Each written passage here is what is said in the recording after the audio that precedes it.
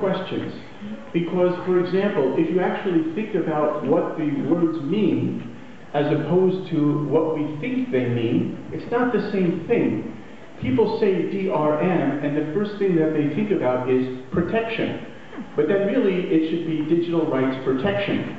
But really, the term is digital rights management. So it's about managing digits.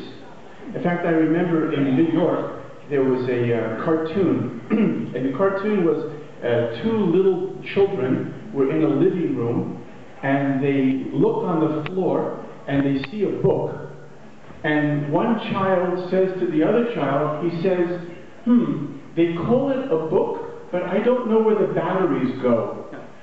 So we are in a world today where we use a term called e-books because we come from a world of books, but your children will have no idea what a book is.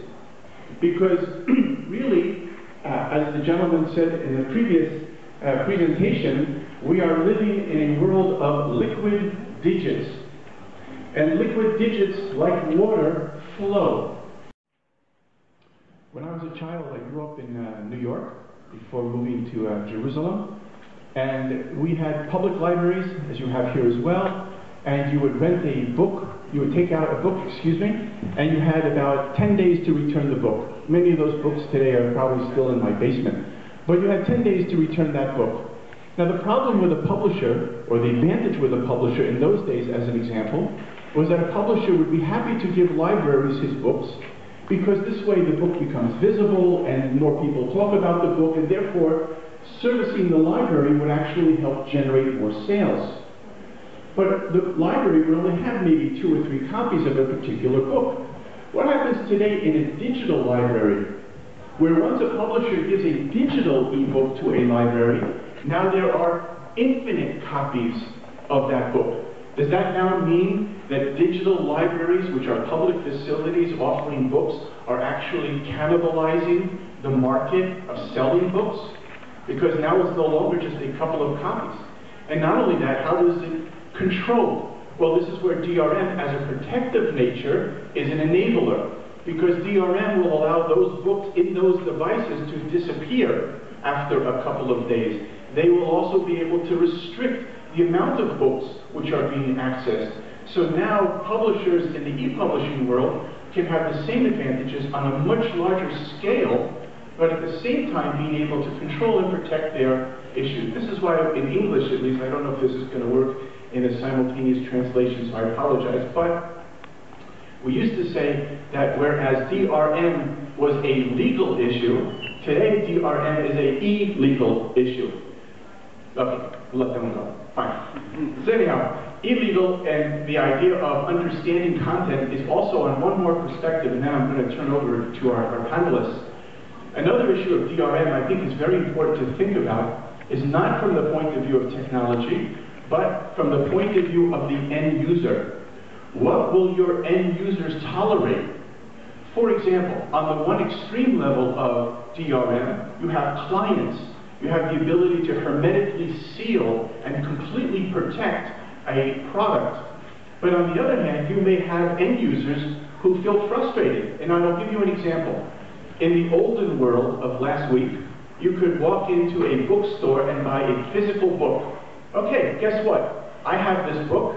I give this book to my friend. I give this book to my brother. It gets passed around. Every publisher knows that each book that he sells or she sells, at least 10, 15 other people are going to have that book.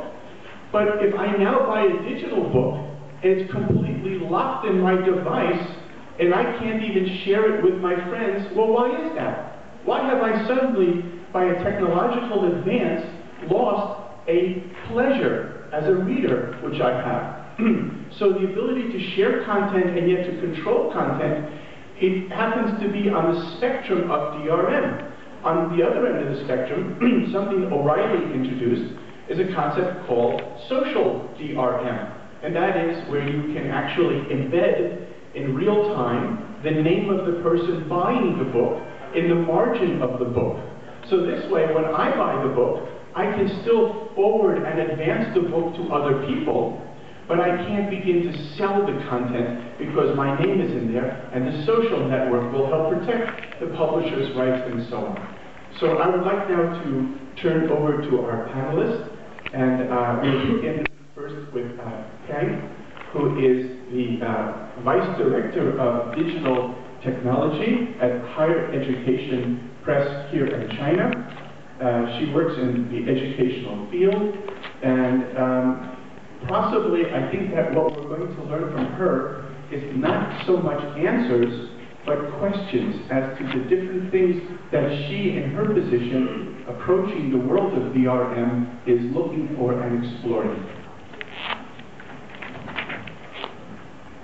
好，谢谢。我想还是用中文跟大家分享一下，或者是交流一下。我是来自高等教育出版社的胡明。大家都知道，我们高等教育出版社是一个非常传统的一个出版社。那么在出版行业来说，而且在数字出版方面呢，可能对于一些大众出版或者一些杂志、报纸类的来说呢，我们教育出版相对来说也是走得比较晚，或者是比较落后的。那么我们在教育领域数字这个版权保护方面，我们实际上是经历了几个阶段。第一个阶段大家都知道是纸质教材的阶段，那么纸质教材的盗版也是非常厉害的。那么第二个阶段呢，是我们纸质教材和这个教育资源相混合、相支持的一个阶段。那么第三个阶段呢，就是我们叫做一个整体的解决方案也好，或者是叫做教材加资源加上我们其他的一些技术平台以及整体的技术支持服务或者整个教学的服务也好，这也是国际的这个教育出版集团发展的3个趋势。那么我们在数字版权保护方面，主要做的一个是对纸质教材的一种保护。那么我们高教社现在目前大品种的这种纸本的这种教材呢，基本上是采用的是一种防伪码的这种版权保护的方式。那么防伪码它可能是在书的这个一个固定的阶段有一个标签，那么它不是一个简单的一个防伪码。那么这个防伪码上实际上是有一个用户的一个 access code 的这么一个功能。那么用户根据这个防伪码呢，可以在相关的一些学习平台上面可以注册，然后获取相关的这样一些资源。那么对于其他的一些盗版的这种教材呢，这种防伪码实际上就起到了一个很好的防盗的一个作用。这是一个我们比较常见的一种作为一个版权保护的一种方式。那么第二个呢，就是特别是在数字出版的这个阶段，我想我这次来也是来寻找这种数字版权保护的一种方式啊，或者是在寻求其他的一些技术方面的一种支持。我想在数字版权方面，我们现在主要做的有几个方面的工作。第一个方面呢，就是版权的清理的工作。这个可能对于我们国内的大部分出版社来说都会遇到这个问题。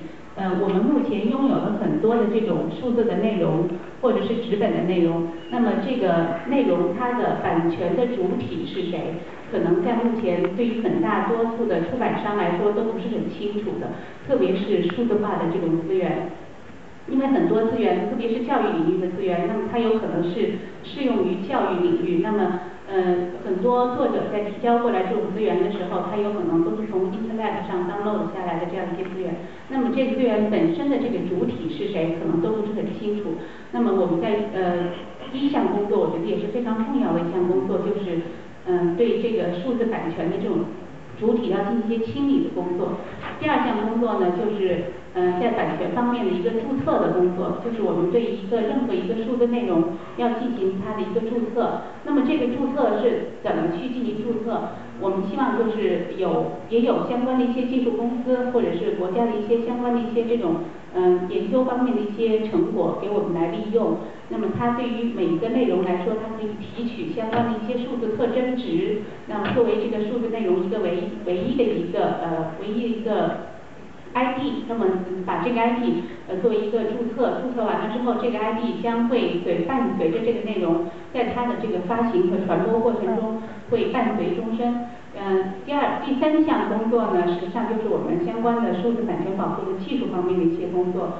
比如说通过阅读器这样的一些终端来进行这种密钥的这种解密的一些工作，然后或者是通过数字水印的一些工作，或者是做一些图片性的或者是文字性的一些干扰的一些工作，这个是随着技术的发展，我们出版商也是很愿意不断的去采用一些新的这种知识版权技术来对我们的内容进行一些保护。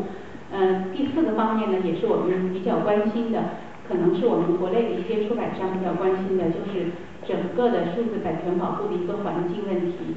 我们希望是一个全产业链的保护，也就是不仅是在前端，对作者方、对我们出版商方或者对技术方进行一些版权保护，我们更希望的是一个在举证和维权方面有一些相关的一些措施。比如说我们的资源或者我们的这种内容被盗版之后，我们能够很方便的去查到它是我们的内容，我们能够很方便的能够就是拿出证据来证明某一个内容被盗版。然后呢，在法律环境上呢，也希望更加完善。特别是就是说我的这个证明能够在法律上有很好的有效性或者是公正性，这样的话呢，能够使我们整个数字版权保护在整个出版产业链上都得到很好的这个运用。